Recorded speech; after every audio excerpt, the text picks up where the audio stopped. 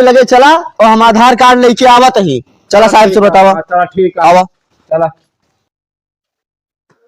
साहब ले आधार कार्डवा। साहब देख लेंगे बहुत गरीब मजदूर आदमी है साहब का वो सरकारी योजना ना मिली है साहब। साहब आगे हमारे पड़ोसी। क्यों?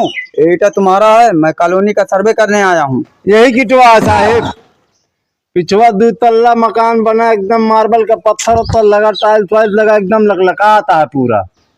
ये खाली जोन टीना टप्पर देखा था साहेब, वही कॉलोनी चक्कर में है और कुछ आना है। लो पकड़ो आधार, तुम्हारे कॉलोनी में कॉलोनी आएगा तुम। हमसे रंगबाजी दिखाओ तो रहा ले ले कॉलोनिया।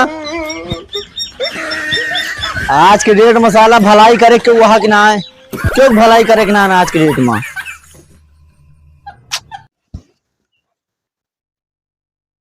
का भैया का देखा था? यही घर और गिर रहा है, कॉलोनी चेक करने वाला हूँ ना, तो कॉलोनी चेक करने वाला हूँ तो आया हूँ कॉलोनी चेक करने। घर और गिरा है तुम्हारा, कॉलोनी नहीं पाए हो? ना ही साहब, कॉलोनी हम ना पाए ही। प्रधान और धान कॉलोनी नहीं दिलवाए, डाले नहीं है ना।